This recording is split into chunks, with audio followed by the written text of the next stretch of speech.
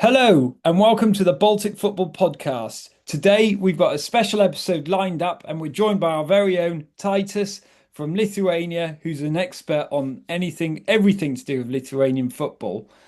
This episode is titled European Campaign 2025, the good, the bad, and the ugly. And there certainly was plenty of bad and ugly, unfortunately, in this campaign.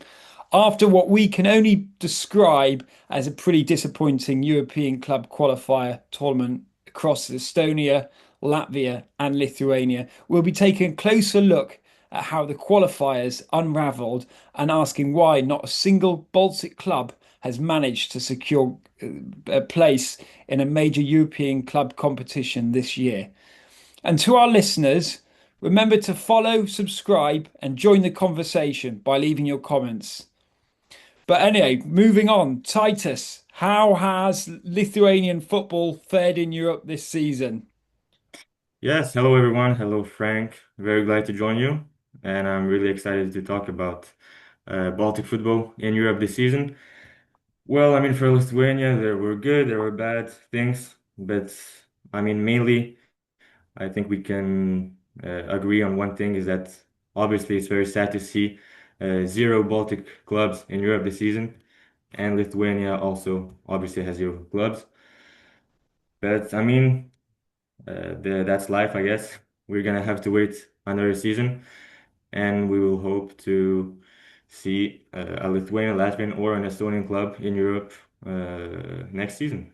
Yeah, it's certainly life, but it's a year that in 2025, 2026 qualifies that it's a year that won't be in the history books, unfortunately. Exactly. Really rather disappointing, particularly after everything that happened with RFS last season. But it seemed this season RFS have been rebuilding, or the equilibrium of Baltic football. Powerhouses are starting to change, particularly in Latvia, with Riga FC suddenly becoming the dominant player in RFS, having a pretty bad qualifying campaign, with players not quite turning up and new signings not quite hitting full cylinders yet. But should we start then with looking at the good? Let's get the positives out of the way first. Was there anything that stood out for you in terms of what was good in Lithuanian football, but in the qualifiers, and what stood out for you? Well, I guess if we try to look for a bright spot in Lithuanian football's European journey this season, Žalgiris Kaunas definitely deserves a spotlight. There were four clubs in total this season in Europe and Lithuania, but Žalgiris Kaunas really were an example for the other Lithuanian clubs. I would say that their campaign was not only encouraging, but also a strong sign of the club's growing potential, because this season they have been particularly dominant in the domestic league, but they also have impressed on the continental stage by advancing through even two qualifying rounds of the UEFA Conference League. It's something that they have never done before, and they've managed to beat Penybont FC from Wales, which wasn't really a difficult task, to be No, honest. it's not. I mean, the stadium looks more like a shed than an actual a shed on next to a pitch. Oh no, Yeah, but they played in the National Athletics Stadium, I think. But yeah, Penny Bon aren't much to go by, I guess. But yeah, from I what I've mean, heard. they looked good, Kaunas, and I mean, they're talking about stadiums. Kaunas's stadium now, it's they look like a European, a club that should be in Europe. Yeah, they already had a lot of success in basketball through the years, and now they're really taking shape in football. From what I heard, if we're coming back to Penny Bond, some of the players aren't really even full professionals. So as I Yeah. said, it was not a real big surprise that they managed to beat them 3-0 at home, and they still drew them in Wales with a 1-1 result. And then they also went to the second round and faced Icelandic side Valur, which was a way more difficult opponent compared to Penybond. They actually drew in Kaunas, even though they played very well, and I would say it was a result that hardly reflected the balance of play in Kaunas.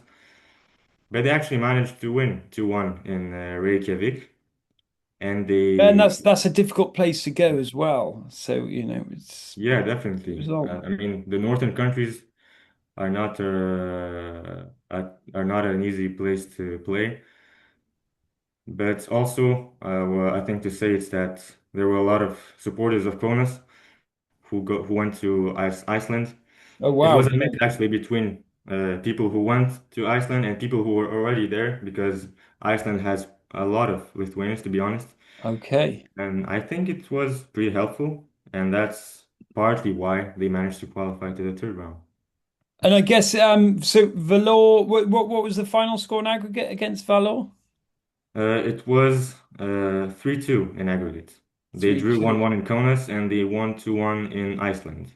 Okay, because Valor's not good, but their previous game was against the Estonian team Flora, of course, where they won. They thrashed Flora on aggregate 5-1. Yeah, so I They was pretty surprised to see Flora lose by such a with such a result by Valor. What did you think of the quality of Valor when you watched them against Kaunas Žalgiris? I mean, to be honest, it was a really good team. I would say, a typical northern team with a lot of solid and strong players. But at the end of the day, Žalgiris managed to beat them, and that's what Lithuanian fans will remember. Yeah. So any other good coming out of Lithuanian European qualifiers this year before we move Uh, on to I would say Latvian that clubs? the other clubs, Banga, Gargždai, Hegelman, Kaunas, and Žalgiris Vilnius, were more or less pretty disappointing. The main club that we can talk about is Žalgiris Kaunas, you know. Yeah. Yeah, they were eliminated in the third round by Arda of Bulgaria, but I would say one of the main reasons was that they picked up a red card in the first game in the second minute, so they had to play like Yeah. with 10 men against 11. I mean, that's quite an ugly moment. So we'll That's hold off on that one. But it was Banga's first ever time qualifying for Europe. I think there were about around five teams that were playing in Europe for the first ever time. So I mean that was quite something special, good for the club's history. Banga already had played actually, Frank, Which in which Europe. one, which Lithuanian team had never played in a European qualifier before? Or I mean, Banga had played a pretty long time ago, but okay. everyone have actually played Ah, in okay. So Europe. it was Daugavpils that hadn't played. It's We have to possible. check that one up and come back to that one then. But I'm quite sure there was a Lithuanian team that hadn't played this season. Well, I Maybe thought the same Hegelman? for Banga, you know, but actually I saw a few months ago that they have actually played like 10 years ago or something. If I'm not mistaken, they already played twice in Europe. Okay. Yeah, and that was now it was the third time. Right. So, with regards to good in Latvian football, I think the biggest heartbreak is that not one team uh, managed to qualify. But the good news was that the stadium experiences were excellent, particularly at the LNK. Every game was sold out, I believe. So it was a brilliant fan moment. Good summer evenings. Uh, Football not always so positive. Same as the Skontor as well. I mean, the Sparta game was they beat Sparta Prague 1-0 at the Skonto. That was a bit unfortunate. But let's start with good in Latvia was Riga FC. Questionable game management. They dragged out games. They beat they played they played four games in total. They beat the Georgians first off, FC Deligori, and that was 5-4 on aggregate. They had a quite a comfortable 2-1 win at home at first, gave away a stupid goal. So it was a bit disappointing that goal, and then they dragged the game on away and just managed to get a late goal in the end when it was 3-3. Then they played the Israelis, by to Jerusalem again, 3-0 lead at the Skonto, solid performance, and you thought, yeah, that's it, that's job done, qualified.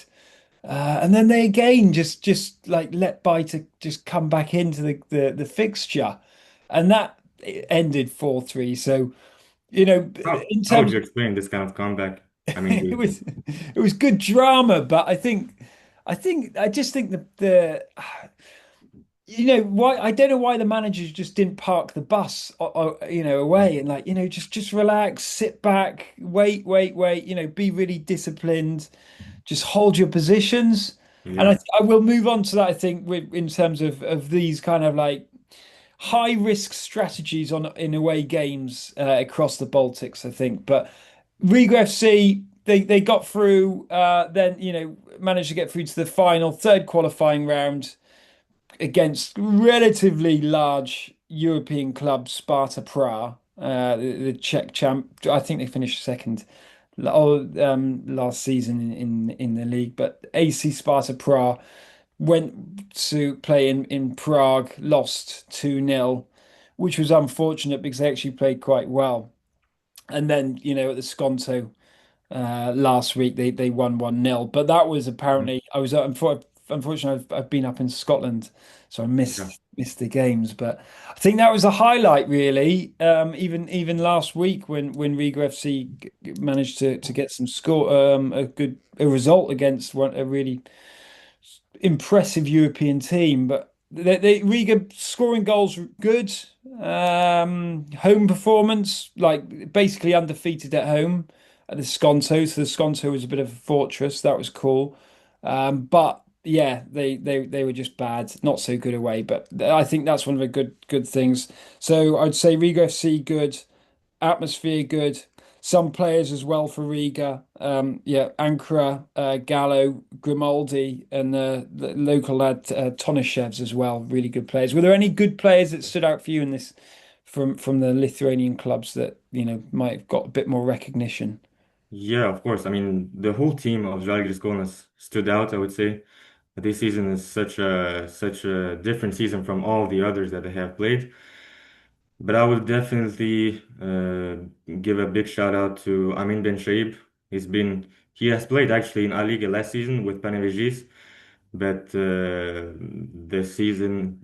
his season was not very good with his team because they finished in one of the worst positions. But this season he's been totally different. He's playing number 10 position, and he's been a true leader of Žalgiris Kaunas. And of course, other ones like Temu Shogadze from Georgia or Fabien Raga from France, Damian Pavlovic, midfielder, as well as Agrata Sirgedas, also Lithuanian midfielder. So, I mean, it's pretty hard to say that one player stood out, but it was like I would say five, six players that were extremely good, and it just explained why Žalgiris Kaunas were that good against Valur and Penny Bond. Okay, awesome. The other, I think, one other good result was BFC Daugavpils against the Albanian team when they went away and they took a 1-0 result and Mhm. yeah, but then it turned bad. So I Yeah. guess that's our Q4. The bad. Where did you see the bad things happen in Lithuanian football this season for European qualifiers? Mm, I would say that two clubs stood out if we talk about the bad, but not yet the ugly. I would probably the Hegelman team from Kaunas district. It's a club that's pretty recent. Their domestic success is actually no longer a surprise. They're constantly finishing in the second or third position. But I mean, this club still seems to lack some qualities which are needed to establish themselves in Europe. Also, I mean, the opposition team that which they faced, they were not easy to beat. It was St. Patrick's from Ireland, and for in the first leg they actually lost only 1-0 in Ireland, and the game was decided by a late goal. And we all thought, well, maybe they're actually gonna win this time and qualify because their club has never actually won a game in Europe, even though domestically they are really good. But eventually they lost 2-0 at Kaunas, which made them just eliminated from the European stage right Yeah. from the start. And Do you think it was just lack of experience, professionalism? Like, what was bad about it? What made it bad? You know, if you're comparing it to European club football overall, yeah, I would definitely agree with you. It's definitely experience, the lack of experience, because if you look at a club like St. Patrick's, on paper they may be a little bit stronger, but it's still not an unbeatable team. yeah, I don't think But any Irish league, in my opinion, I don't think any Irish team across the board. I think that they're relatively equal. I more often than not think that any Latvian team should be able to beat an Irish team, in my yeah, opinion. yeah, but as I said, I mean, because St. Patrick's plays in Europe every single year, and Hegelman have started playing Europe very recently. Well, I mean, it's just lack of experience in Lithuania. Yeah, and it's also annoys me because like the Baltic clubs, like Auda played. I can go on to bad talking about Auda. They played Lana, who hadn't even started this season yet, and you could clearly see Mhm. you could see the player conditioning. Like the Auda players were fitter, faster. You know, looked less fat, I guess, compared Yeah, to some players returning from holiday. And they Lana won. It was 2-2 on aggregate, 4-2 on penalties to Lana in the end. But that was really disappointing. And then when the manager was asked, I thought this was bad. When he was asked, what went wrong? Why didn't you qualify? He just quoted saying, "Not many Latvian clubs qualify, and it's the RFS are an exception." And it's like it was a bad attitude from my. So I think the attitude of some of the managers for this campaign hasn't been professional enough, and I think there needs to be a bit more optimism and motivation because if you're saying that in press conferences, how are you getting players, fired up and yeah, hungry of and course. motivated? I mean, yeah, it's extremely, what you say is extremely important. And if we come back to the experience thing, when it comes to small countries, small football countries like Baltic countries, Latvia, Estonia, Lithuania, I mean, experience is just everything, I think. If you play against a country or a club that is a bit strong but not really strong on paper, it all comes down to the experience, I think. Yeah, and talking of bad, I think Estonian football overall. Well, one team got to the second. Paide got to the second, well, qualifying round, and Mhm. they got absolutely thumped by AIK, 8-0 on aggregate. Sort of like these players are paid money to be professional, and an 8-0 aggregate score isn't acceptable in my eyes. Levadia, they looked all right against RFS, but that's not much to go by considering RFS's performances this season in Europe. But Levadia were bad because I don't believe the Luxembourg League. If you look at the size of the country, Yeah, definitely. it's not a big place that if, the league's a lot smaller. They don't have a good footballing history. Yeah, Um, of course. With all so due yeah, respect, though, Levadia was a bad one as well, in my opinion. yeah, 51 square kilometers Luxembourg is. yeah. It's just not acceptable. So I'd say Levadia overall losing, being knocked out to a Luxembourg team is bad as well. With regards to Latvia, have you got any other bad points for Lithuanian football? I would say also Banga Gargždai. I mean, you just said that Paide lost 8-0 aggregate, and Banga actually lost 7-0, which is not that bad if we compare it to Paide. But if you look back at the club of Banga, I mean, it's a really modest club who won actually the cup last season and finished fifth in La Liga. So the only reason that they're in Europe was because they won the cup. And in terms of level or financial things, we just cannot compare them to the other three Lithuanian clubs. And additionally, they all also faced Norwegian giant Rosenborg. And Yeah. as I said, yeah, they lost 5-0 in Norway and 2-0 at home. They So look at home, they looked a bit more sort of like they looked like a bit more reassured, I guess, and that was quite a memorable moment for them as well. Yeah, I mean, all things aside, it was not just about football. The everyone understood that overcoming Rosberg was close to impossible. I think what truly mattered was the occasion itself. One of the Lithuania's oldest clubs, with a really loyal fan base, actually. They stepped up onto the European stage and they bring a truly unforgettable experience back to the whole town of Gargždai. So, I mean, yeah, they lost 7-0, but they lost against a huge, huge club. And Yeah. I'm sure that everyone And will and remember talking them. of bad, guess we've got to look at some of the fan experiences. But you might want to list that in ugly. Players, red cards. I'm aware against Malmo, RFS, I think was quite bad. Ikauniaks, lots of experience, 32-year-old Latvian international getting a stupid red card. That was quite a bad moment in Latvia. From my side, any players that were really bad from you in Lithuania? Very bad. I mean, I wouldn't call a player. I can't think of someone that was bad, but No, there were no some. major like goalkeeper slip ups or anything like that.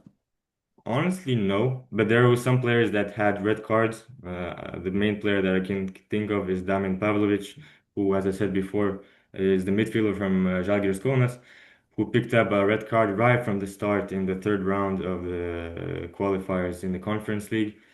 And it was like a huge moment for the whole club of Žalgiris Kaunas because it was probably one of the reasons that they were eliminated. And without this red card, it probably would have been a whole other story.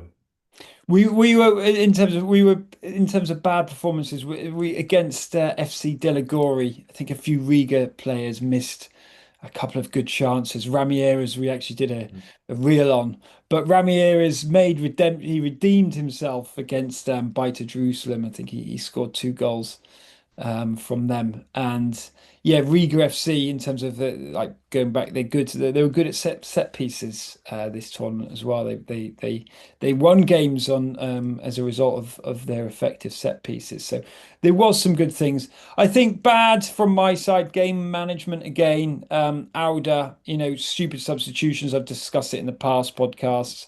Mm. Pills as well. They're just like the player positioning. They went really really deep and like they could have done a bit more in terms of zonal positioning and structure. And I think same with the Estonian team. Some of them just seem to kind of collapse a little bit too much and weren't quite professional enough. So bad, lack of experience, motivation, and management of players. The ugly, the downright ugly. So I think from my side, the ugly is that not one team has qualified. I think Yeah. it's a total disgrace, and it reflects that Baltic football needs to improve and become more professional.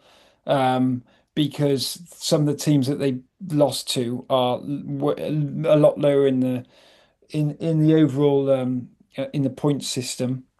And the leagues are, as you've mentioned, some of the leagues that they lost to are ranked lower as Yeah. well. So I think the ultimate ugly thing is that not one team has qualified this year, and that's a massive financial loss, as well. If you look at how much RFS, money they generated from the Europa League qualification. So I think the ugly side is that we'll have a short midterm impact on club growth and football exposure in the Baltics. Yeah, I totally agree with you. I mean, last year we had RFS from Latvia who played in Europa League. And even as a Lithuanian, I followed the club, and the results were very interesting to see, like the games against Ajax, against Galatasaray, if I remember well. So yeah, now just to see that there's zero clubs who qualify for Europe, it's pretty sad to see compared to last Yeah. season. Yeah, and I mean, there's been better years where I think 2023, two teams qualified for, was it, I believe, Flora and RFS qualified for the Conference League. So we do need to see a few more teams kind of get to Europe, and I mean, I think the other ugly side is that, as I mentioned, like the teams, these are summer leagues, so the players' sharpness should have been better, Yeah. um, and so on. I think from my side, the ugly side was RFS. They was such a strong, impressive team last season. Obviously, they've been hit by injuries. Their player signings haven't worked out this season. So I just think RFS failed to blend their players, or maybe you've got to blame the upper leadership on their transfer policies there as well. They, I mean, they like Ham-run Spartans. Like the League of Malta isn't exactly good. It's a small league, and that wasn't a good 3-2 aggregate score final game. Yeah, that was a seal sign delivered in the RFS departing from Europe. Cups as well. Like I think RFS looked a little bit better at times, but 3-1, that's a clear, disappointing result. Yeah. Latvia RFS, I think we've seen Latvian and Estonian club teams play before in sort of inter-Baltic games, and yeah. So overall, RFS, after creating such a buzz, such a great experience, RFS has to go down as the ugly of European qualifications, considering they played so many games as well. They were two Champions League qualifiers, a Europa League qualifier, and then the Conference League qualifier. They just had to win, and their record was really, really disappointing. So that will go down as ugly for me, from my side. I think I've mentioned Auda as well. Just their general overarching attitude was disappointing. But again, our Auda a little bit similar to RFS. Their signings haven't worked out this season. They haven't fulfilled positions that they needed to, particularly with strikers, and so on. How about yourself? In terms of there were a couple of Vilnius had a few experiences and moments. Yeah, and definitely, if we talk about disaster in Baltic football, we definitely have to mention the current season of Žalgiris Vilnius. I mean, I just have no words to describe the this season that's been going on for them. Personally, I've been following this club for over a decade, and I honestly can't recall a crisis of this magnitude, both domestically and in Europe. I mean, considering they were crowned the Lithuanian championship just last season, expectations were way, way higher than what we actually saw. And you're calling this a crisis. You see this as a bad. I mean, it's nothing less than a crisis, Maybe you want definitely. to tell the audiences a little bit more why it's a crisis then. And there were Well, some it's protests as well, right? yeah, there were a lot of protests. I mean, it all started with a huge mistake with the squad that was actually assembled. I mean, it's it was the main issue basically of the crisis that's going on. The poor squad building at the start of the season.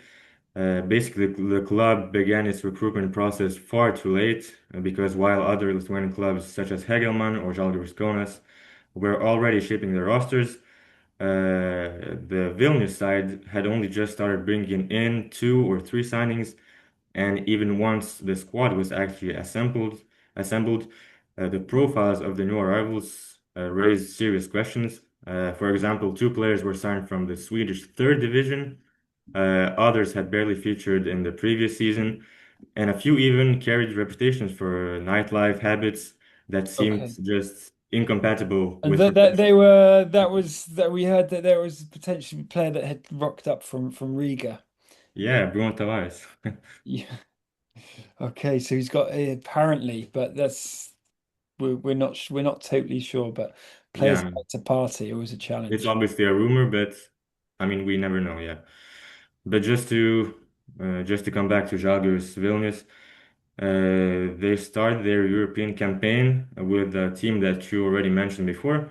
It was Hamrun Spartans. And despite the club already showing signs of a bit crisis, defeating the champions of Malta was considered as a, I would say, basic, non-negotiable objective. Yeah, No yeah, matter the non-negotiable situation. against certain clubs. Yeah, Yeah, good point. you just cannot. cannot consider it as a serious opponent. With all due respect that I have for Hamrun Spartans. And at first, it actually looked like things were under control because they won 2-0 in Vilnius, which gave a lot of optimism for fans and the whole club. But then came the second match, and it was a nightmare in every sense. They just lost. They collapsed to a 2-0 defeat, which would easily have been worse, and they were eliminated after a shocking and endless penalty shootout. It's finished 11-10, if I'm not mistaken. And I mean, the whole performance was just dreadful. Yeah, Not a single an shot on target. embarrassment to Lithuanian football. Yeah, there was not a single shot on target, and they barely had any presence in the attacking half. And this elimination, it's they after this elimination, they had to play in the Conference League second qualifying round, where they faced the champions of Northern Ireland, Linfield FC. Yeah. And it was a team that they actually faced 4 years ago, if I'm not mistaken. And it was the first time that they actually got through against this team in the second qualifying round of the Champions League. If I'm not mistaken, they won 3-1 and 2-1. But, Okay. but this time, the first leg in Vilnius ended in a 0-0 result, and eventually they lost 2-0. So, And the ugly suitcase episode, what was that all about? So yeah, some the ugly fans suitcase started to episode. throw lots of suitcases onto the pitch. Yeah, that was an episode that was shared with a lot of people and a lot of a lot of countries in the world. You can check out our Instagram reels on that one as Yes, of well course. if you want to see the experience, of fans throwing suitcases onto the pitch to protest against the owners who have now, or the directors who have now resigned, which you can read Yes, at yeah, www.balticfootballnews.com yeah, as well. yeah. So the process was against the owners, but I would say more precisely against the coach, because after throwing the suitcases, they were screaming Chaburin out, which means Chaburin is the name of the coach, Yeah. and what we can say about the coach is that it's not even a rumor anymore. He has some sort of relations with the director, with the ex-director, and that's basically the only reason why he hasn't left yet the club, because the results are just awful, and you cannot consider a club like Žalgiris to be in the fifth place in the Liga.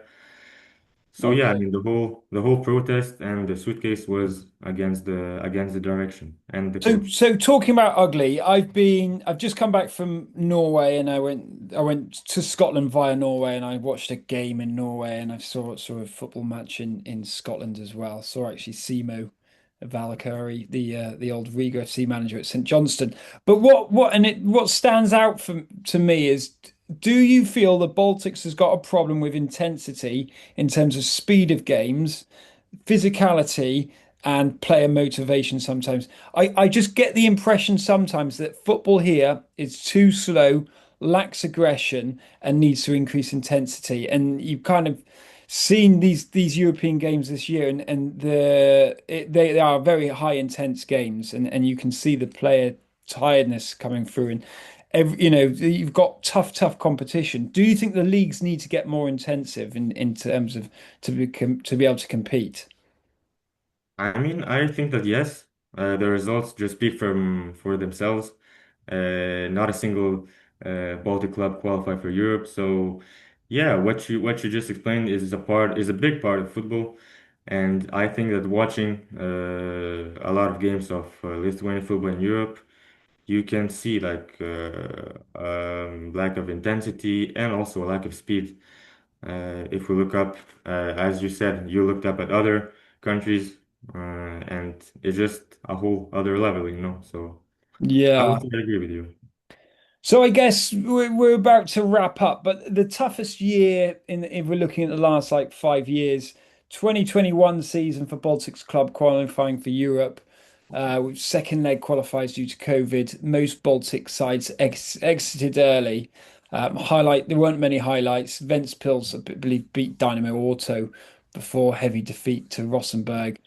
Riga went out and 1-0 at Celtic and qualified too. But the best year was the year after that. So 2022, 2023, when two Baltic clubs reached group stages, RFS and Žalgiris as well.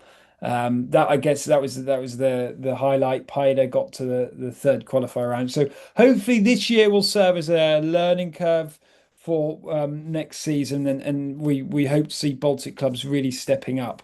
But it has unfortunately been a really disappointing European qualifying campaign this year, and we expect teams, managers, directors, players to be a bit more fired up for the next campaign because we'll have to wait another year. Yeah, And of course. as I said, one of the highlights has always been the atmosphere, whether it was AIK, bringing a whole legion of supporters and away supporters is always a fantastic experience. But I guess that's all of for now, Titus. Thanks so much for your thoughts on everything. And if you want to see some more of Titus's work, check out www.balticfootballnews.com and everything and anything to do with Lithuanian football. You can see some great articles there.